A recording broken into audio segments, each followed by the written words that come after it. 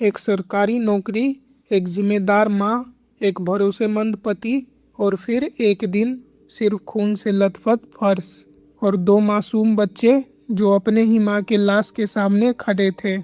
ये कहानी शुरू होती है भोपाल से, लेकिन इसका अंत होता है एक रेलवे ट्रैक के किनारे एक सुसाइड नोट के साथ। अगर आप सोचते हैं कि शक सिर्फ रिश्तों को कमजोर करता है, तो ये केस आपकी सोच बदल देगा, क्योंकि यहाँ शक ने एक पूरे परिवार को ही खत्म कर दिया। आज की कहानी है अखिलेश सैनी और उर्मिला सैनी की। एक शादी जो 2011 में हुई थी उम्मीदों के साथ और 2026 में खत्म हुई एक ऐसी वारदात के साथ जिसने पूरे शहर को हिलाकर रख दिया। अखिलेश सैनी भोपाल का एक बिजनेसमैन जिसका अगरबत्ती का काम था। उर्मिला सैनी खंडवा से आई उसकी पत्नी, बाद में पोस्ट ऑफिस में असिस्टेंट पोस्ट मास्टर। उनकी 14 साल की बेटी और 7 साल का बेटा। शादी के शुरुआती कुछ सालों में सब कुछ ठीक चल रहा था। अखिलेश का बिजनेस अच्छा चल रहा था, घर में खुशहाली थी। लेकिन वक्त के साथ अखिलेश का कारोबार डूबने लगा और घर की आर्थिक हालत बिगड़ने लगी। ऐसे में उर्मिला की सरकारी नौकरी लग गई, वो भी भोपाल में ही, तो परिवार का साथ रहने का मौका भी मिल गया। धीरे धीरे उर्मिला की कमाई से ही घर चलने लगा। 2 बच्चे हुए और बाहर से देखने पर परिवार बिल्कुल सामान्य खुशहाल परिवार लगता था, लेकिन इस खुशहाली के पीछे कुछ और ही पक रहा था। 10 जुलाई 2026 की दोपहर अखिलेश अचानक अपनी बेटी के स्कूल पहुंच जाता है, कुछ ऐसा जो उसने पहले कभी नहीं किया था। बेटी को हैरानी तो होती है, लेकिन उससे पहले ही अखिलेश उसके हाथ में माँ का सोने का नेकलेस, एटीएम कार्ड और कुछ पैसे थमा देता है और फिर कहता है कि स्कूल के बाद सीधे मौसी के घर चले जाना, आज घर मत आना। बेटी को कुछ समझ नहीं आता, लेकिन पिता की घबराहट साफ नजर आती है। स्कूल की छुट्टी होने पर वो अपने छोटे भाई को लेकर फिर भी घर पहुंच जाती है, शायद यही सोचकर कि घर पर माँ इंतजार कर रही होगी।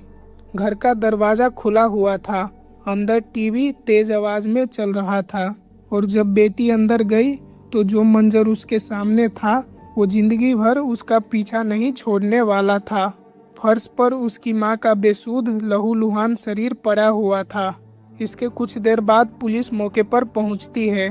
पहले शक होता है कि ये लूटपाट का मामला है, लेकिन घर में जेवर, कैश सब कुछ सही सलामत मिलता है, यानी मकसद चोरी नहीं कुछ और था। बेटी से पूछताछ में शक की सुई सीधे अखिलेश की तरफ घूम जाती है।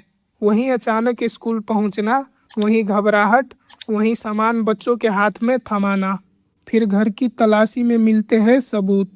एक गटर के चेंबर में खून से सने कपड़े, छिपाने की कोशिश के निशान बाथरूम की नाली में और एक खाली सर्जिकल ब्लेड का बॉक्स। पता चलता है कि अखिलेश ने पहले ही एक खास मेडिकल चाकू ऑनलाइन ऑर्डर किया था। पोस्टमार्टम रिपोर्ट में जो सामने आया उसने डॉक्टर तक को हिलाकर रख दिया। ये कोई अचानक हुआ झगड़ा नहीं था, ये सोच समझकर की गई बर्बरता थी। बेटी के बयान से एक और परत खुलती है।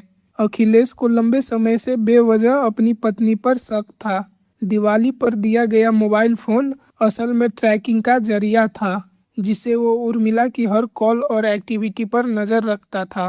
वो उस पर नौकरी छोड़ने का दबाव भी बनाता रहता था, चाहता था कि वो किसी से मिले जुले नहीं।